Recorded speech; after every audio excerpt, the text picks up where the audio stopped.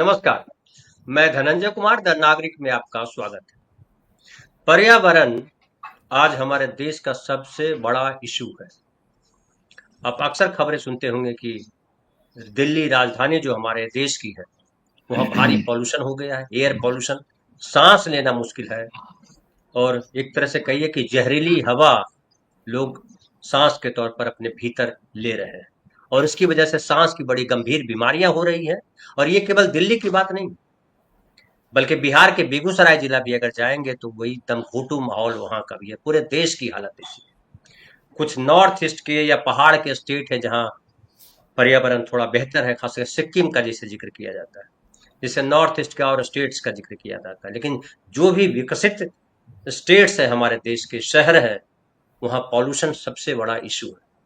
अब ये अलग बात है कि पॉल्यूशन को लेकर के हम नागरिक, पॉल्यूशन को लेकर के हमारी सरकार बहुत गंभीर नहीं है। अब देखिए, दिल्ली में पुतिन आए हुए हैं, दिल्ली में प्रधानमंत्री रहते हैं, दिल्ली में राष्ट्रपति रहते हैं, तमाम लोग रहते हैं, लेकिन बावजूद इसके कहा जा रहा है कि दिल्ली की ये हालत है कि सांस लेना मुश्किल है।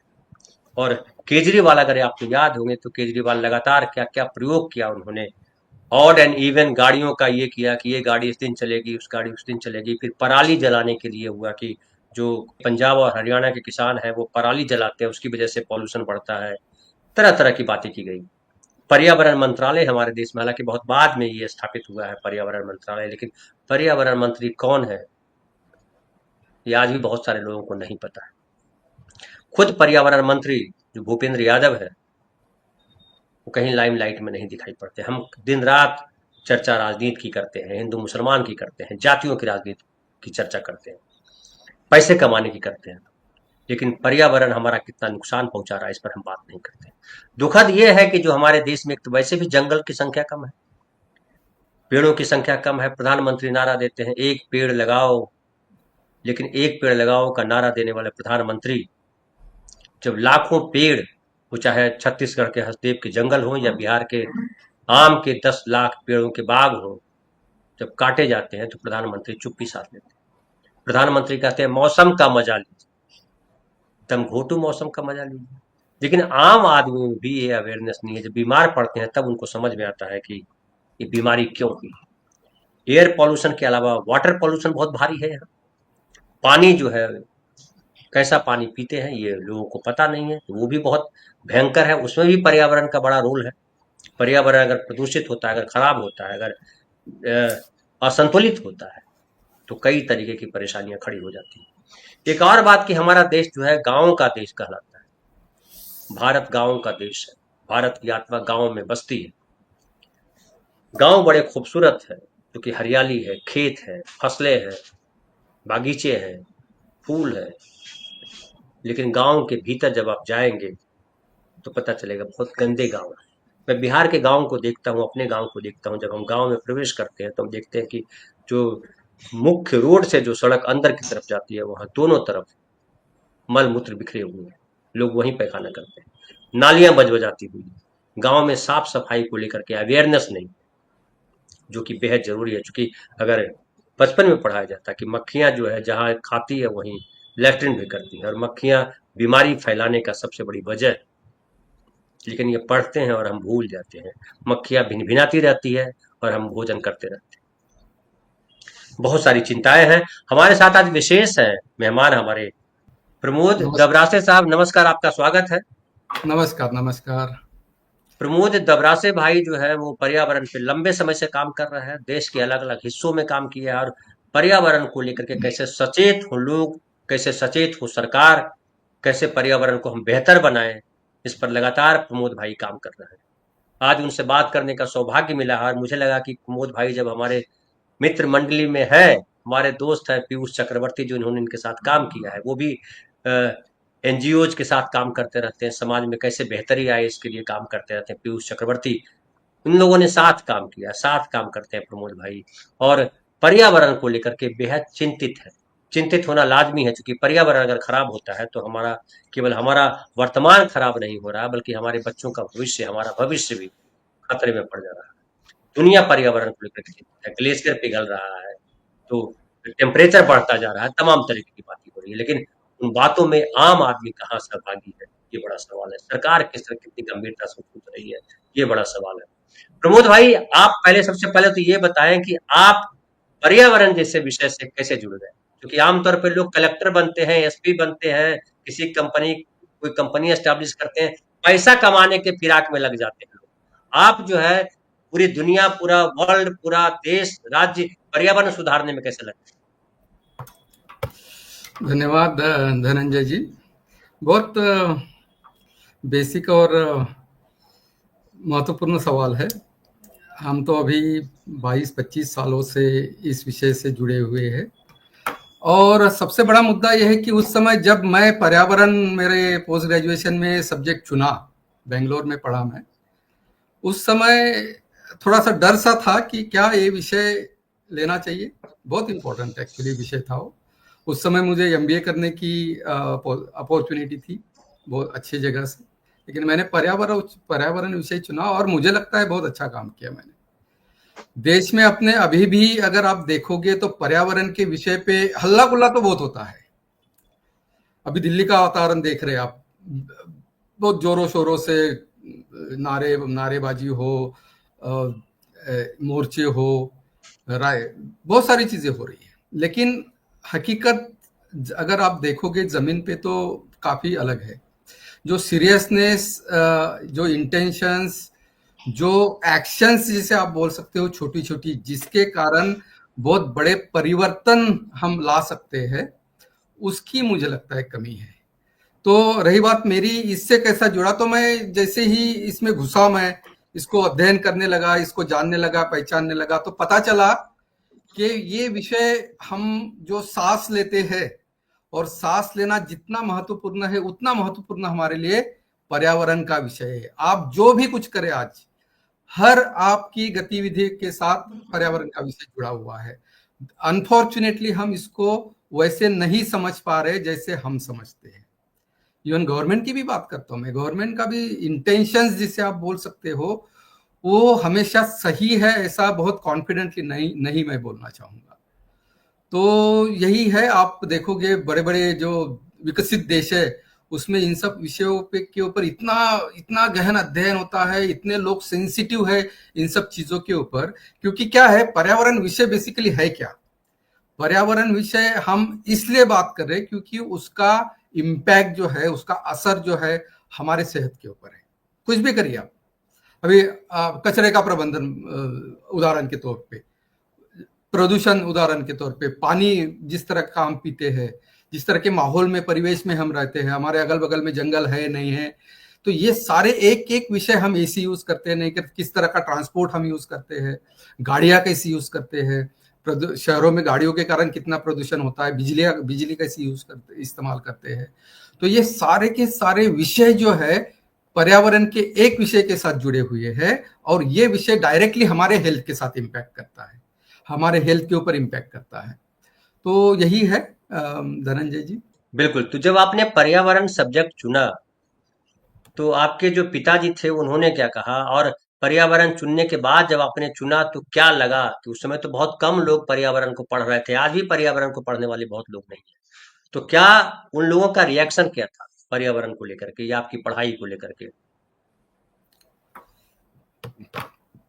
हमारे भाई थे बेंगलोर में, हम जब पढ़ाई करने गए तो चर्चा हुई, और यही चर्चा हुई कि विषय नया है, और जैसे हम आप अभी बात कर रहे, एक इंटरेस्ट लोगों को रहता है, वृक्षारोपण, पौधे लगाना चाहिए, ट्री प्लांटेशन करना चाहिए, या फिर ऐसे कुछ गतिविधियां होती रहती थी अगल बगल में, उसमें सम्मिलित होते थे। तो एक इंटरेस्ट लेवल पे ही ये सब था। लेकिन एज अ प्रोफेशन इसको मैंने तभी इतना सीरियसली नहीं लिया था। मेरा इंटरेस्ट फॉरेस्ट सर्विसेज में था एक्चुअली। मैं फॉर आईएफएस बनना चाह रहा था, लेकिन कुछ कारण नहीं जा पाया उस डायरेक्शन में। लेकिन पर्यावरण विषय चुना तो इंटरेस्ट सबका बना रहा। उनको लगा कि कुछ नया सब्जेक्ट है और अपॉर्चुनिटी शायद फ्यूचर में, क्योंकि घर का माहौल तो ऐसा होता है नॉर्मली कि लोगों को जॉब चाहिए होता है, एक नौकरी चाहिए। कुछ भी करो आप, नौकरी अगर मिल जाती है तो पर्यावरण करो, आईटी करो, एमबीए करो या सोशियोलॉजी करो। बहुत ज्यादा डिफरेंस घर के लोगों को नहीं होता है बहुत बार, क्योंकि जिस तरह के माहौल में हम आते हैं, इन सब चीजों के प्रति उतना उतना क्या बोलते हैं उसका अवेयरनेस हायर लेवल का नहीं था। उतनी जागरूकता नहीं है, उतना इतनी उत्साह जागरूक नहीं है उस वजह से। बिल्कुल। एग्जैक्टली इतनी जागरूकता नहीं थी, आप बोल सकते हो। तो यही है, इसलिए फिर जैसे ही हम सब्जेक्ट लिए, हम बेंगलोर में बहुत सारी गतिविधियां होती रहती थी, काफी एनजीओ थे, बहुत सारे ग्रुप्स में मैं एक्टिव था, रेगुलर मीटिंग्स हमारी होती रहती थी, पढ़ाई के डिस्कशन। दौरान ही, पढ़ाई के पढ़ाई दौरान। के दौरान ही, पढ़ाई के दौरान ही, क्या बात पढ़ाई है। के दौरान। तो जब पढ़ाई आपकी कंप्लीट हुई, आपने डिग्री ले ली, क्या मास्टर डिग्री ली? हाँ, मास्टर डिग्री। मास्टर डिग्री ली, तो डिग्री लेने के बाद जो है, आप जब फील्ड में आए, आपने क्या सोचा? पर्यावरण आपके आसपास जो था बड़ा गड़बड़ आपको लग रहा होगा, तो उसको कैसे ठीक किया जाए, इसके लिए आपने क्या प्लानिंग की, और प्लानिंग में शुरुआत कैसे की, और अब तक कैसे कहाँ पहुंचे, थोड़ा विस्तार से बताइए। बहुत बहुत इंटरेस्टिंग जर्नी रही धनंजय जी हमारी। प्लानिंग तो बहुत कुछ खास नहीं की थी, ऐसा बोल सकते हैं, क्योंकि जॉब मिलना टारगेट होता है सभी का, मेरा भी था। तो हमने एक डैनिश प्रोजेक्ट था, डेनमार्क का एक प्रोजेक्ट आया था बेंगलोर में, जिसमें हम 3-4 राज्यों में मेडिसिनल प्लांट का कंजर्वेशन कैसे किया जाए उसके ऊपर काम करने लगे। बहुत इंटरेस्टिंग लाइन थी मेरे लिए भी वो। तो वहां से जो शुरुआत हुई, दरवाजे खुलने लगे, बातचीत होने लगी, बड़े बड़े जगह पे मौका मिला काम करने का। जैसे बेंगलोर की एक बहुत ही फेमस इंस्टीट्यूट है, इंडियन इंस्टीट्यूट ऑफ साइंस के नाम से हम सब उसको जानते हैं, वहां पे काम करने का मौका मिला। तो वहां से धनंजय जी दुनिया मुझे आप बोल सकते हो दिखी, जो हम किताबों में पढ़ते थे वो रियलिटी में हम देखने लगे। ऐसे बड़े बड़े हस्तियों के साथ मिलने का मौका मिला, काम करने का मौका मिला, समझने का मौका मिला दुनिया भर में क्या होता है। Indian institute of science Bangalore मतलब देश की बहुत ही, आईआईटी से भी उसका रैंक अच्छा है, उसके ऊपर है, और दुनिया भर के संस्थानों के साथ इंडियन इंस्टीट्यूट ऑफ साइंस जुड़ी हुई है, काम करती है। तो वहां पे दुनिया भर के सम्मानित साइंटिस्ट लोग, गणमान्यत लोग आते थे, विजिट करते थे, बातचीत होती थी, हमको भी मौका मिलता था इंटरेक्शन का। तो वहां से जो है एक आप चिंगारी बोल सकते हो आप ये, या फिर वो मेरे लाइफ का टर्निंग पॉइंट आप बोल सकते हो। दुनिया मुझे वहां से समझ में आने लगी थोड़ी, और वहां से इन सब चीजों में इंटरेस्ट तो बढ़ा ही, अध्ययन के साथ, डिस्कशन के साथ, बातचीत के साथ, लोगों का के साथ बात करने का जो एक्सपोजर मिला, उसके साथ इसकी समझ तो बहुत अच्छी हो गई मेरी उसी समय से। लेकिन जैसे जैसे मैं आगे जाता रहा तो अपॉर्चुनिटीज खुलती रही। मैं उसके बाद पीएचडी के लिए मुंबई में आया। एक रिजर्व बैंक की इंस्टीट्यूट है गोरेगांव में, आपको पता होगा शायद, Indira Gandhi institute of development research हम उसे बोलते हैं। तो वहां पे मुझे पीएचडी करने का मौका मिला। मैंने कंप्लीट नहीं की, लेकिन वहां पे एक दूसरी अपॉर्चुनिटी मिली। वहां से दूसरी दुनिया में मैंने कदम रखा, आप बोल सकते हो। वहां से देश का विकास, उसमें आर्थिक विकास की हम बात करते हैं नॉर्मली, तो आर्थिक विकास और उसके साथ साथ पर्यावरण हो, सोशल इश्यूज हो, स्टेक होल्डर्स हो, लोग हो, साथीदार हो, इन सब लोगों को लेके नीतियां देश की कैसी बनती है, नीतियां बनाने में हम जैसे लोगों का क्या योगदान होता है, नीति बनाने की क्या प्रक्रिया होती है, उसकी समझ जो है मुझे वहां से डेवलप होने लगी।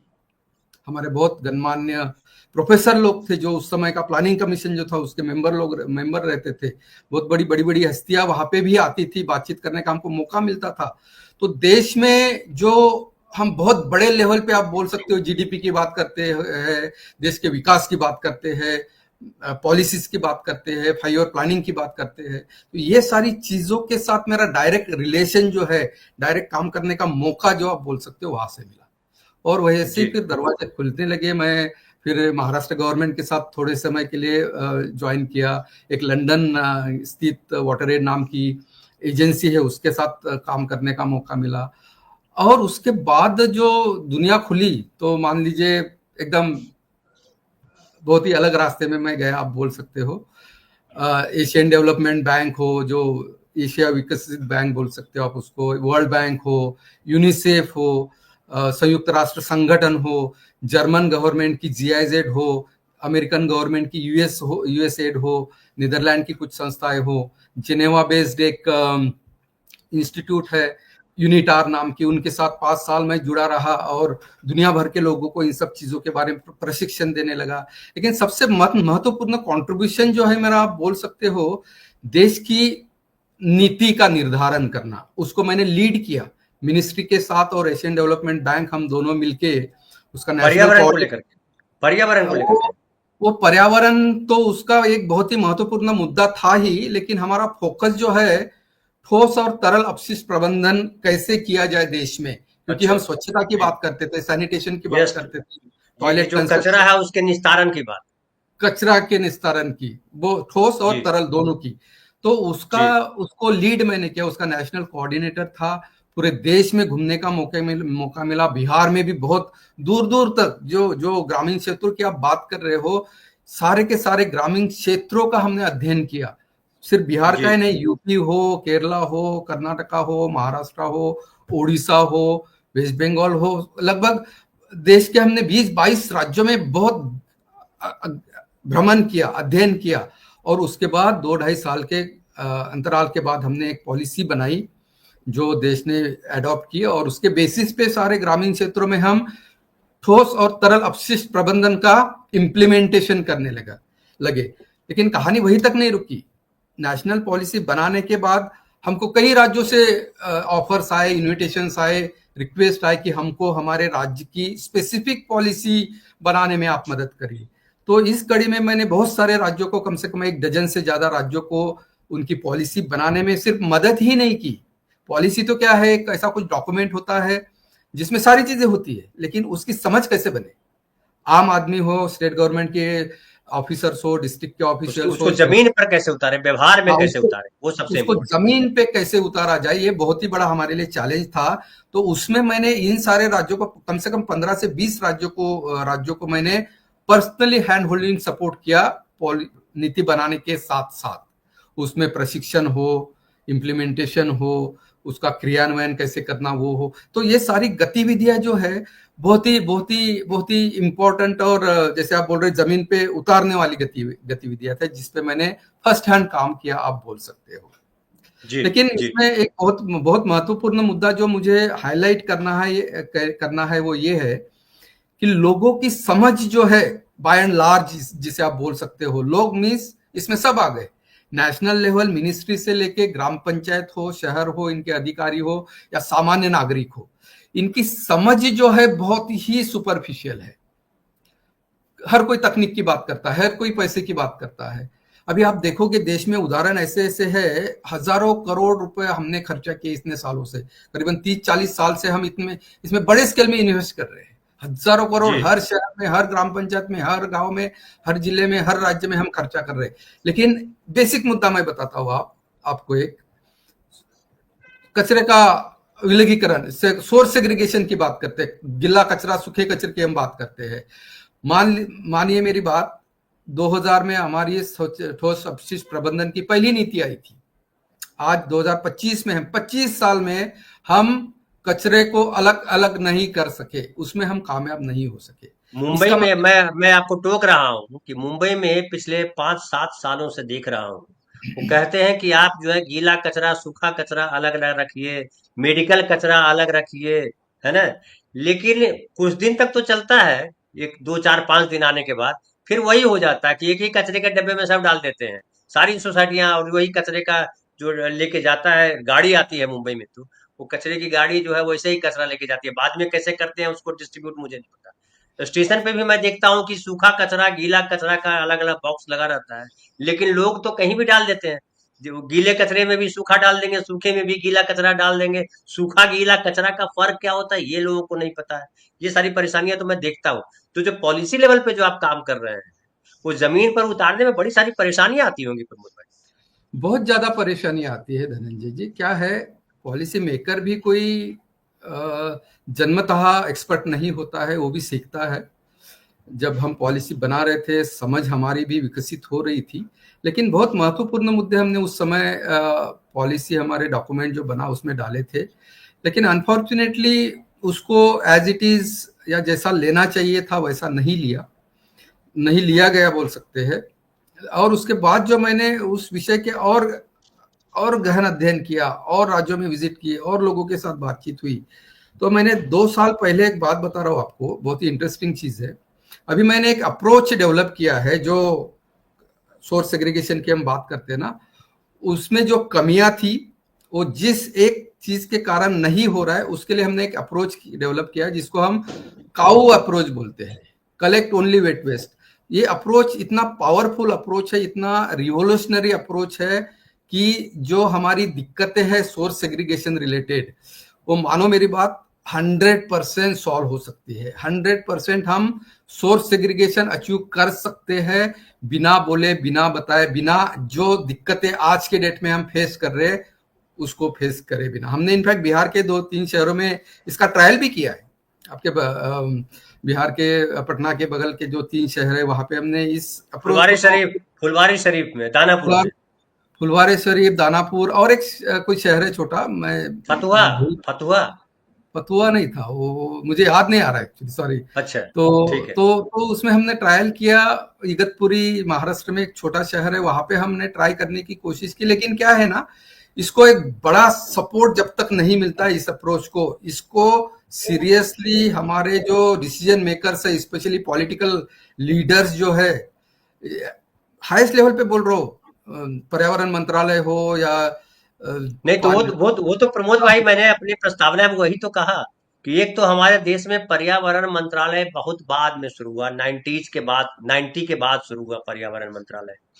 फिर वो मंत्री कौन है आज भी लोग नहीं जानते हैं सही बात कि है, सही बात। पर्यावरण मंत्री कौन है, उनका एक्सपोजर नहीं है। प्रधानमंत्री जी ने कह दिया एक पेड़ लगाओ माँ के नाम, एक पेड़ लगाओ फलाने के नाम, उसके आगे नहीं बढ़ा। वो पेड़ लगा, वो सूख गया या क्या हुआ। मैं बताऊं आपको, हमारे बिहार में हम अपने गांव को याद करते हैं तो गांव में पूरा पेड़ लगाओ अभियान चलाया गया, हजारों करोड़ों रुपए खर्च किए गए, लेकिन वो पेड़ जो है वो सब खत्म हो गए। कुछ दिन तक तो पेड़ों की रखवाली के लिए, पेड़ों को पानी देने के लिए मजदूर रखे गए, लेबर रखे गए, लेकिन उसके बाद वो पेड़ सूख गए, काट के लोग लेकर के चले गए। किसी को परवाह नहीं, न सरकार को चिंता है, न ग्राम पंचायत को चिंता है, न ब्लॉक को चिंता है, न आम आदमी को। आम आदमी क्या करे। तो ये सारी परेशानियां तो हैं किसी भी। तो क्या आपको लगता है कि सरकार में अभी भी कोई वो गंभीरता आई है जो गंभीरता पर्यावरण मांगती है? पर्यावरण जो गंभीरता मांगता है वो गंभीरता है सरकार में, और नहीं है तो उसकी क्या वजह है? गंभीरता बोलिए या फिर नियत बोलिए, उसकी थोड़ी सी कमी अभी भी मुझे झलकती है। इंटेंशन मैं बार बार शब्द यूज करता हूँ, क्योंकि नियत, बिल्कुल, इंटेंशन को हिंदी में नियत कहते हैं, बिल्कुल सही कहा। हाँ, प्रायोरिटीज जो है हमारी एज ए गवर्नमेंट अभी भी वैसी नहीं है जैसी होनी चाहिए थी। अभी आप देश में देख रहे हो किस तरह की बातों पे चर्चा हो रही है, क्या हमारी प्रायोरिटी है। महाराष्ट्र में, मुंबई में हम बैठे हैं, किस विषय पे कि ये पॉलिटिकल लीडर्स जो है अपने, उनका फोकस क्या है, उनकी मुंबई में आप मेहनत। देख लीजिए प्रमोद भाई कि जो आरे कॉलोनी है, आरे कॉलोनी में ढेर सारे, मुंबई के बीचों बीच में उतने आप तो आए हैं, तो गोरेगांव में आपने पढ़ाई की है तो आपको तो पता है कि आरे कॉलोनी के पेड़ काट करके वहां जो है मेट्रो का शेड बनाया जा रहा है। ये इसके लिए कितना हंगामा हुआ, क्या क्या नहीं हुआ। फिर जो है, जो मैंग्रोव्स है मुंबई में, उसको किस तरह से खत्म किए जा रहे हैं, किस तरह से समुद्र को, खाड़ी को भर करके बिल्डिंगें बांधी जा रही है।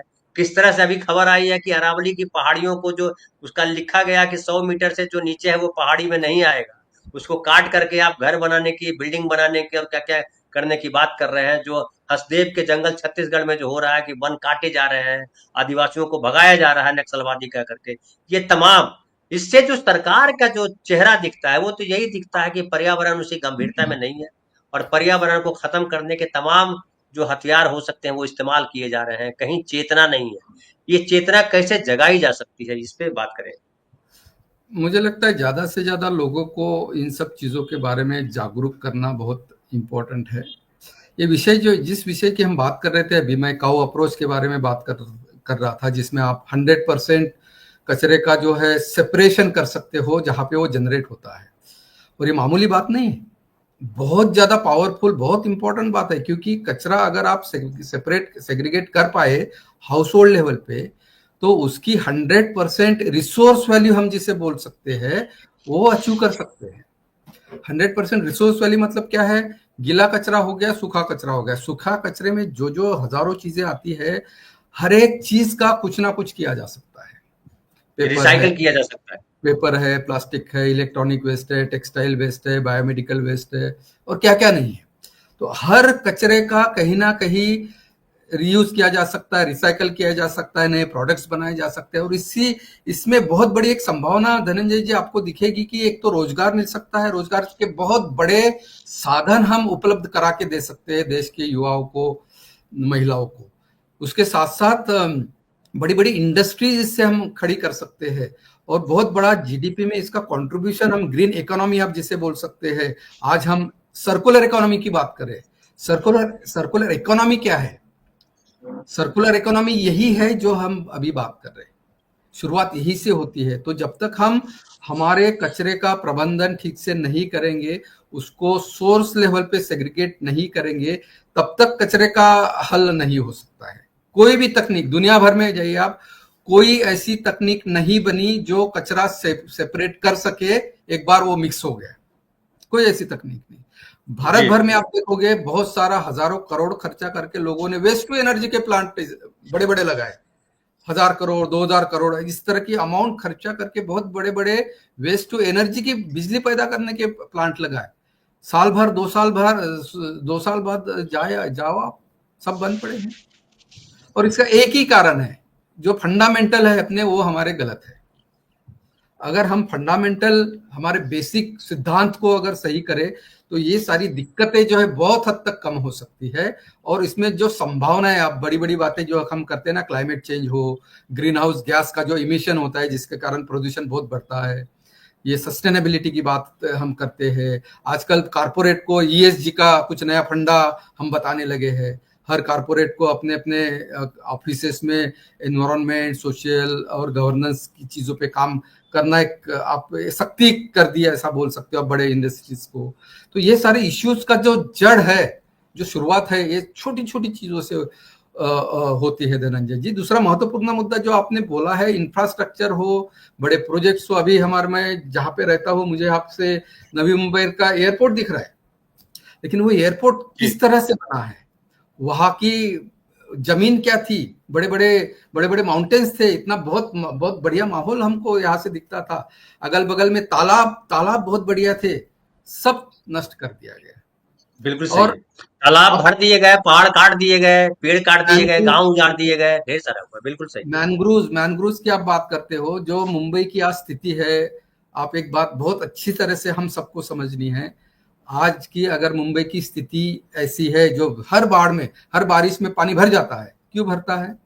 क्योंकि मैंग्रोव जैसी जो बहुत ही नेचुरल हमारे संसाधन है, उसको हम नष्ट कर रहे हैं। मैंग्रोव बेसिकली करता क्या है, ये अगर हम ठीक से समझ लिए, हमारे जंगल क्या करते हैं वो अगर हमने ठीक से समझ लिए, तो ये जो डिस्ट्रक्शन आप बोल सकते हो, ये नहीं होगा। मैंग्रोव बेसिकली एक कुशन जैसा हमारे लिए काम करता है। मेरे बगल में मैनग्रूव्स है, अगर ये यहाँ पे नहीं रहते और कल जाके सुनामी या इस तरह की बाढ़ जैसी इवेंट होती है, तो उसके अलावा हमारे पास दूसरा कोई भी साधन नहीं जो हमारा बचाव कर सके। ये बात मुझे लगता है डेवलपर्स जो है, इन्वेस्टर जो है, ये बड़े बड़े इंडस्ट्रियलिस्ट को लेके हम ये काम करना चाह रहे हैं, उनको समझ में आनी चाहिए। डेवलपमेंट चाहिए, एयरपोर्ट चाहिए हमको, लेकिन एट व्हाट कॉस्ट, किस कीमत पे? हमारे लाइफ की कीमत पे? डेफिनेटली नहीं। तो ये सेंसिटिविटी मुझे लगता है हमको हमारे बिजनेसेस में, हमारे कार्य में, हमारी सोच में लानी बहुत जरूरी है।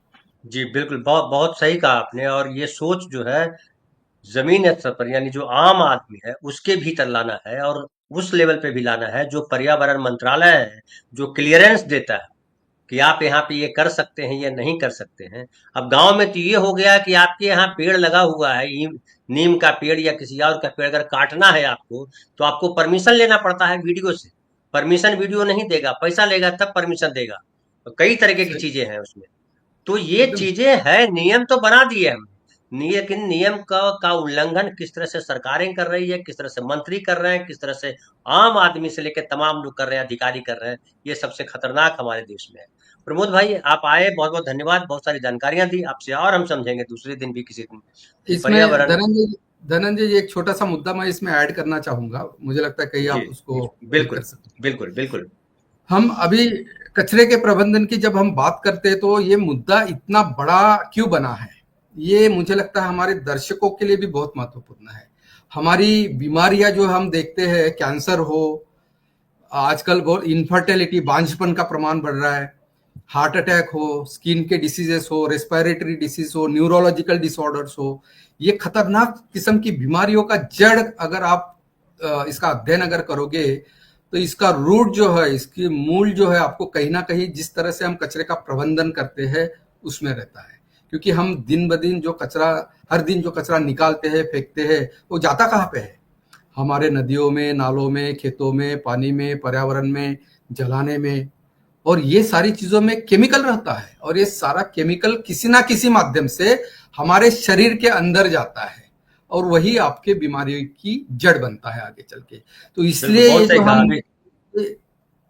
ये सारी चीजों की हम बात जो कर रहे हैं ना, इतने स्ट्रेस इसके ऊपर दे रहे हैं, इसका इतना एम्फोसिस इसके ऊपर दे रहे हैं, तो इसीलिए दे रहे हैं कि समझ लीजिए सब लोग, जी हम अगर शासन, नगर पालिका, महानगर पालिका, ग्राम पंचायत आपको अगर बोलती है कि कचरे का पृथक्करण करिए, तो उनको सपोर्ट करिए, उनका साथ दीजिए, तो हमारे आपके लिए पर्यावरण माहौल अच्छा रहेगा। धन्यवाद। बिल्कुल सही है। अभी एक नालंदा जिला का एक सर्वे आया, वहां माँ का दूध, उस पर रिसर्च हुआ, जांच की गई, तो पता चला कि माँ का दूध भी बच्चों के लिए सेफ नहीं है वहाँ।